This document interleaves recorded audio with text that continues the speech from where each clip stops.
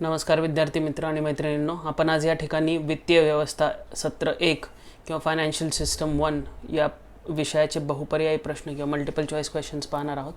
तर चला पहिला प्रश्न पाहूया काय आहे. एक वित्तीय प्रणाली किंवा एक वित्तीय व्यवस्था टिंबटिंबच्या संचाच्या रूपात परिभाषित केली जाऊ शकते. टिंबटिंबच्या संचाच्या रूपात परिभाषित केली जाऊ शकते. अ आहे संस्था, ब आहे उपकरणे, क आहे बाजारपेठा आणि ड वरीलपैकी सर्व. जर इथे आपण पाहिलं तर एक वित्तीय प्रणाली किंवा एक वित्तीय व्यवस्था याच्यामध्ये संस्था, उपकरणे आणि बाजारपेठा या तिन्हींच्या संचाच्या रूपात परिभाषित केली जाऊ शकते. म्हणून या प्रश्नाचं वरीलपैकी सर्व हे उत्तर आहे.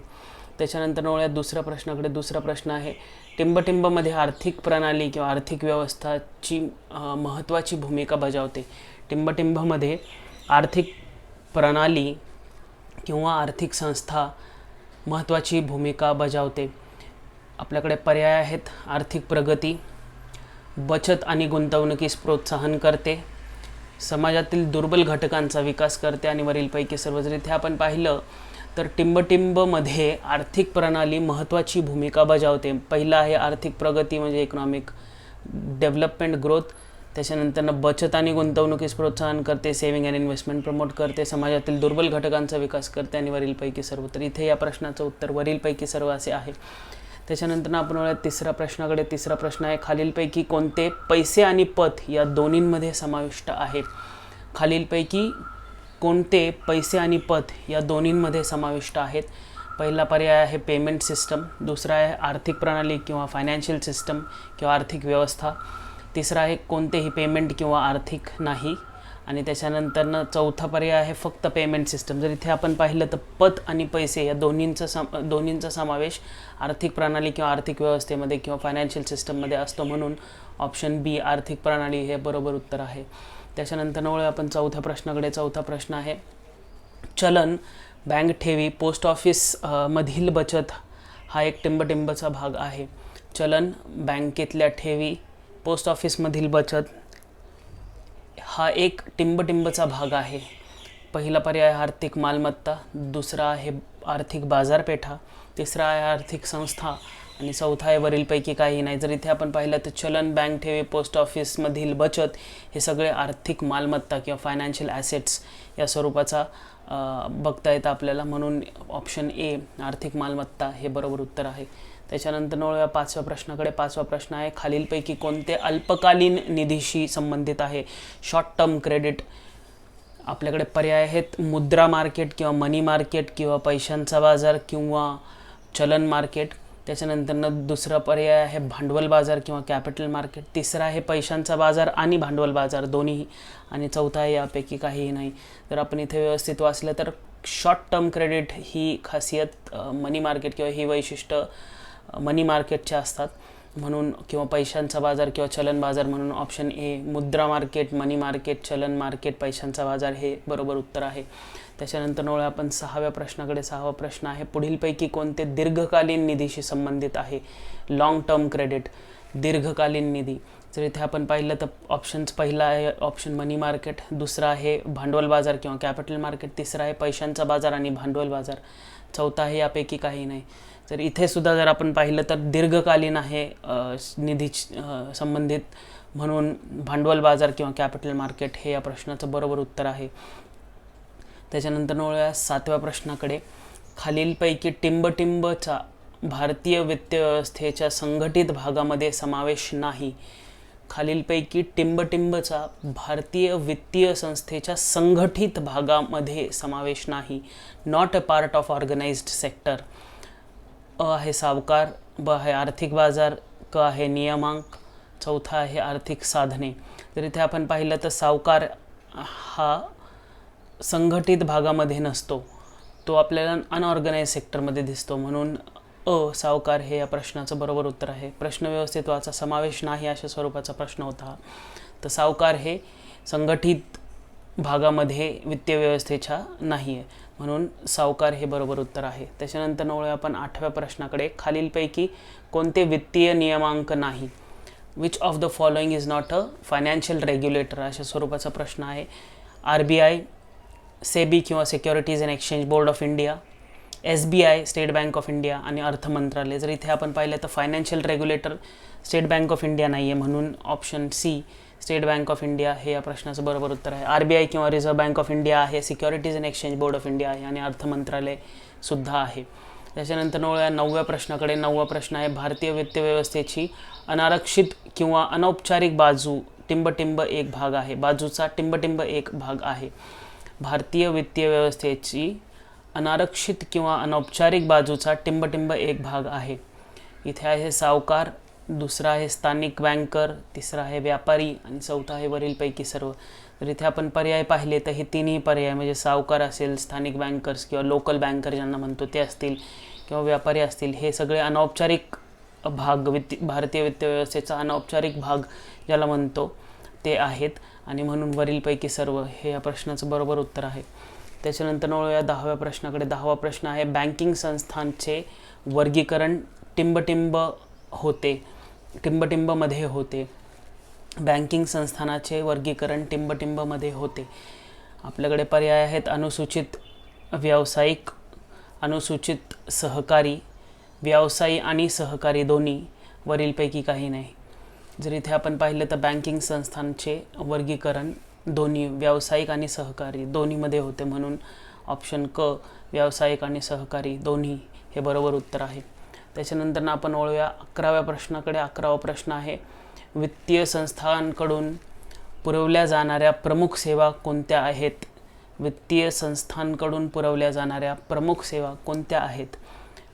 पहिला पर्याय आहे व्यापारी बँकिंग, दुसरा आहे भाडेपट्टी, तिसरा आहे भाड्याने खरेदी, चौथा आहे वरीलपैकी सर्व. जर इथे आपण पाहिलं तर या तिन्ही गोष्टी वित्तीय संस्थांकडून पुरवल्या जाणाऱ्या प्रमुख सेवांमध्ये येतात, म्हणजे व्यापारी बँकिंग, त्याच्यानंतर भाडेपट्टी, त्याच्यानंतर भाड्याने खरेदी.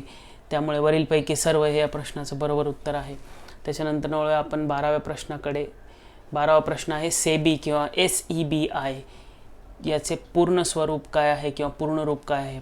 आपल्याकडे ऑप्शन्स आहे Securities and Exchange Board of India, गुंतवणुकीची सिक्युरिटीज आणि एक्सचेंज बोर्ड ब, त्याच्यानंतर तिसरा आहे Securities and export board of India आणि ड आहे वरीलपैकी काही नाही. जर इथे आपण पाहिलं तर SEBI किंवा सेबी याचं पूर्ण स्वरूप आहे Securities and Exchange Board of India, म्हणून ऑप्शन ए हे प्रश्नाचं बरोबर उत्तर आहे, Securities and Exchange Board of India. सोपा प्रश्न होता, असे प्रश्न येऊ शकतात. त्याच्यानंतर आपण 13व्या प्रश्नाकडे. खालीलपैकी कोणती भारतीय वित्तीय प्रणाली किंवा वित्तीय संस्थांची वैशिष्ट्ये नाही अशा स्वरूपाचा प्रश्न आहे.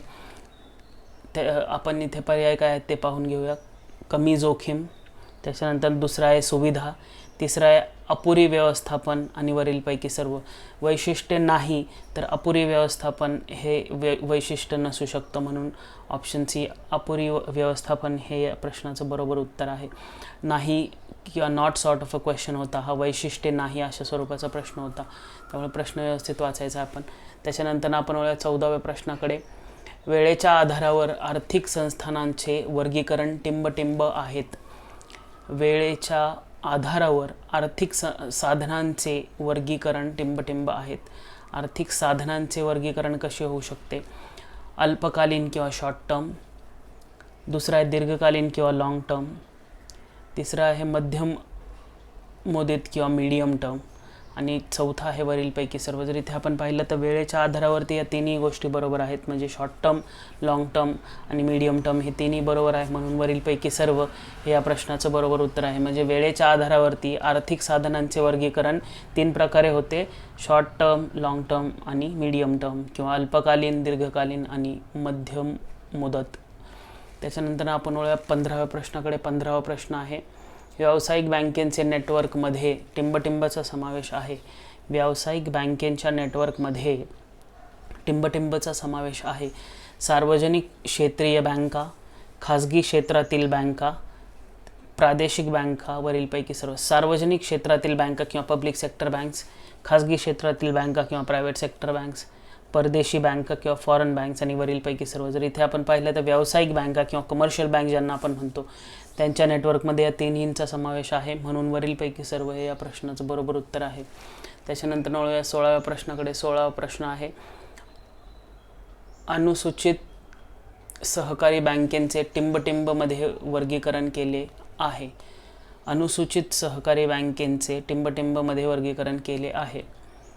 शहरी सहकारी बँका, राज्य सहकारी बँका, शहरी आणि राज्य सहकारी बँका दोन्हीसुद्धा, आणि वरीलपैकी काही नाही. जर इथे आपण पाहिलं तर ऑप्शन क शहरी आणि राज्य सहकारी बँका दोन्ही हे या प्रश्नाचं बरोबर उत्तर आहे. म्हणजे जर आपण schedule commercial bank, schedule cooperative बँक्सच्या संदर्भात पाहिलं तर यांचं दोन प्रकारे वर्गीकरण झालेलं आहे, शहरी आणि राज्य या संबंधामध्ये. त्याच्यानंतर येऊया आपण 17व्या प्रश्नाकडे. 17वा प्रश्न आहे, पुढीलपैकी कोणते भारतीय वित्तीय प्रणालीतील कमकुवता किंवा मर्यादा दर्शवते? पुढीलपैकी कोणते भारतीय वित्तीय प्रणालीतील किंवा भारतीय वित्तीय संस्थेतील कमकुवतपणा किंवा मर्यादा दर्शविते? पहिला पर्याय आहे समन्वयाचा अभाव, दुसरा आहे मक्तेदारी बाजार रचना किंवा मोनोपोलिस्टिक मार्केट स्ट्रक्चर याला आपण म्हणतो ते.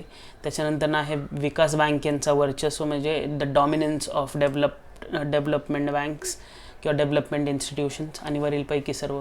तर इथे आपण पाहिलं तर पुढीलपैकी कोणते भारतीय वित्तीय व्यवस्थांची मर्यादा दर्शवते? तर ह्या तिन्ही गोष्टी भारतीय वित्तीय प्रणालीतील किंवा व्यवस्थेच्या मर्यादा किंवा कमकुवतपणा दर्शवतात, म्हणून वरीलपैकी सर्व हे या प्रश्नाचं बरोबर उत्तर आहे. त्याच्यानंतर वळूया आपण 18व्या प्रश्नाकडे. 18वा प्रश्न आहे, एक्झिमचे पूर्ण स्वरूप काय आहे? एक्झिम, तर पहिला आपल्याकडे पर्याय आहे निर्यात आयात बँक, दुसरा आहे exchange investment bank of India, तिसरा आहे भारतीय कार्यक्षम कायमची बँक, आणि चौथा आहे वरीलपैकी सर्व. जर इथे आपण व्यवस्थित पाहिलं तर EX आणि IM हे एक्सपोर्ट आणि इम्पोर्टच्या संदर्भात वापरले गेलेले शब्द आहेत, म्हणून निर्यात आयात किंवा export import bank of India अशा स्वरूपाचं याचं पूर्ण स्वरूप आहे. त्यानंतर वळूया आपण 19व्या प्रश्नाकडे. 19वा प्रश्न आहे, वित्तीय प्रणालीची कोणती कार्यपद्धती आहे? वित्तीय प्रणालीची कोणती कार्यपद्धती आहे? तरलतेची तरतूद, दुसरा पर्याय बचत जमा करणे, तिसरा आहे कॅपिटल फॉर्मेशन किंवा भांडवल निर्मिती, चौथा आहे वरीलपैकी सर्व. जर इथे आपण पाहिलं तर तिन्ही गोष्टी म्हणजे तरलतेची तरतूद, बचत जमा करणे आणि भांडवल निर्मिती करणे या तिन्ही गोष्टी वित्तीय प्रणाली किंवा वित्तीय व्यवस्थेची कार्यपद्धती आहे, म्हणून वरीलपैकी सर्व हे या प्रश्नाचं बरोबर उत्तर आहे. त्याच्यानंतर वळूया आपण 20व्या प्रश्नाकडे. 20वा प्रश्न आहे, वित्तीय प्रणालीतील शिखर किंवा एपेक्स संस्था कोणती आहे? Which is the apex institute in the financial system अशा स्वरूपाचा हा प्रश्न आहे. जर आपण इथे पर्याय पाहिले तर पहिला पर्याय आहे RBI किंवा रिझर्व्ह बँक ऑफ इंडिया, दुसरा आहे सेबी किंवा Securities and Exchange Board of India. मग अशी आपण एक प्रश्न पाहिला होता, सेबीचं पूर्ण स्वरूप काय आहे तर securities and Exchange Board of India, तिसरा आहे SBI किंवा स्टेट बँक ऑफ इंडिया, आणि चौथा आहे अर्थ मंत्रालय. जर आपण इथं व्यवस्थित पाहिलं तर वित्तीय प्रणाली किंवा वित्तीय व्यवस्थेतील शिखर किंवा एपेक्स इन्स्टिट्यूट ज्याला आपण म्हणतो ती रिझर्व्ह बँक ऑफ इंडिया किंवा कुठल्याही देशातील सेंट्रल बँक असते, म्हणून RBI ऑप्शन ए हे बरोबर उत्तर आहे. त्याच्यानंतर वळूया आपण 21व्या प्रश्नाकडे. 21वा प्रश्न आहे, बँक अशी एक संस्था म्हणून परिभाषित केली जाते जी टिंबटिंबच्या ठेवी स्वीकारते. बँक अशी एक संस्था म्हणून परिभाषित केली जाते जी टिंबटिंबच्या ठेवी स्वीकारते. पैशाच्या, वस्तूंच्या ठेवी स्वीकारते, तिसरं आहे पैसे नसलेली मालमत्ता त्याच्या ठेवी स्वीकारते, चौथा आहे वरीलपैकी काही नाही. जर इथे आपण पाहिलं तर बँक ही अशी एक संस्था आहे जी पैशाच्या ठेवी स्वीकारते, म्हणून ऑप्शन ए पैशाच्या ठेवी हे बरोबर उत्तर आहे. त्याच्यानंतर वळूया 22व्या प्रश्नाकडे. 22वा प्रश्न आहे, टिंबटिंब बँका ही भारतातील संस्थागत पताची सर्वात महत्त्वाची स्रोत आहे. Which of the following bank is the most important source of institutional credit in India अशा स्वरूपाचा प्रश्न आहे. टिंबटिंब बँका ही भारतातील संस्थागत पतांची सर्वात महत्त्वाची स्रोत आहे, source of credit. Okay, institutional source of credit ज्याला आपण म्हणतो. तर आपल्याकडे पर्याय आहेत व्यावसायिक बँका, दुसरा आहे सहकारी बँका, तिसरा आहे बिगर बँकिंग कंपन्या किंवा नॉन बँकिंग फायनान्शियल कंपनीज असं आपण ज्यांना म्हणतो. त्याच्यानंतर वरीलपैकी कोणतेही नाही. तर इथे आपण पाहिलं तर व्यावसायिक बँका या भारतातील संस्थागत पताची सर्वात महत्त्वाची स्रोत आहेत. व्यावसायिक बँका किंवा कमर्शियल बँक ज्याला म्हणतो आपण, म्हणून ऑप्शन ए कमर्शियल बँक हे बरोबर उत्तर आहे. त्याच्यानंतर वळूया 23व्या प्रश्नाकडे. 23वा प्रश्न आहे, खालीलपैकी कोणती प्रमुख बँकिंग सेवा नाही? खालीलपैकी कोणती प्रमुख बँकिंग सेवा नाही या स्वरूपाचा प्रश्न आहे. आपण पाहूया आपल्याकडे पर्याय काय आहेत. ठेवी स्वीकारणे, कर्ज देणे, आयडेंटिफिकेशन कार्ड याचा संग्रह करणे आणि साधनांचा संग्रह करणे. जर इथं आपण पाहिलं तर आयडेंटिफिकेशन कार्डचा संग्रह करणे ही सेवा नाही आहे प्रमुख बँकिंग सेवा, म्हणून ऑप्शन सी आयडेंटिफिकेशन कार्ड संग्रह हे बरोबर उत्तर आहे. इथे हा प्रश्न नाही अशा स्वरूपाचा प्रश्न होता. खालीलपैकी कोणती प्रमुख बँकिंग सेवा नाही, म्हणून आयडेंटिफिकेशन कार्ड संग्रह करणे ही बँकिंग सेवा नाही आहे प्रमुख. ठेवी स्वीकारणे ही आहे, कर्ज देणे ही सुद्धा आहे आणि साधनांचा संग्रह करणे ही सुद्धा आहे. त्याच्यानंतर वळूया 24व्या प्रश्नाकडे. 24वा प्रश्न आहे, खालीलपैकी कोणता ठेवीचा प्रकार आहे? खालीलपैकी कोणता ठेवींचा प्रकार आहे? चालू ठेवी किंवा करंट डिपॉझिट ज्यांना म्हणतो, बचत ठेवी किंवा सेव्हिंग डिपॉझिट ज्यांना म्हणतो, मुदत ठेवी किंवा फिक्स्ड डिपॉझिट ज्याला म्हणतो, आणि वरीलपैकी सर्व. जर इथं आपण पाहिलं तर सोप्या स्वरूपाचा प्रश्न आहे हा. चालू ठेवी, बचत ठेवी आणि मुदत ठेवी या तिन्ही ठेवींचे प्रकार आहेत, म्हणून वरीलपैकी सर्व हे या प्रश्नाचं बरोबर उत्तर आहे. आता आपण आजच्या ह्या सेशनमधला शेवटचा प्रश्न पाहूयात. 25वा प्रश्न तो आहे, व्यावसायिक बँकेच्या संरचनेत टिंबटिंब असते. व्यावसायिक बँकेच्या संरचनेत टिंबटिंब असते.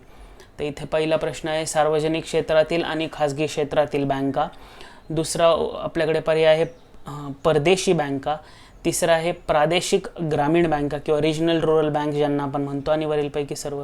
जर व्यावसायिक बँकेची संरचना आपण पाहिली तर याच्यामध्ये आपल्याला तीनही दिसणार. ह्या म्हणजे सार्वजनिक क्षेत्रातील बँकाही दिसणार, खाजगी क्षेत्रातील बँकाही दिसणार, प्रादेशिक बँकाही दिसणार आणि परदेशी बँकाही दिसणार आणि प्रादेशिक ग्रामीण बँका ह्या सुद्धा दिसून येतील, म्हणून वरीलपैकी सर्व हे या प्रश्नाचं बरोबर उत्तर आहे. तर आपण ह्या सेशनमध्ये आता एक 25 प्रश्न पाहिलेत. दुसरा अजून एक लेक्चर रेकॉर्ड करणार आहे ज्यामध्ये अजून 25 असे 50 एक प्रश्न पाहूयात. तर भेटूयात नेक्स्ट लेक्चरमध्ये. थँक्यू.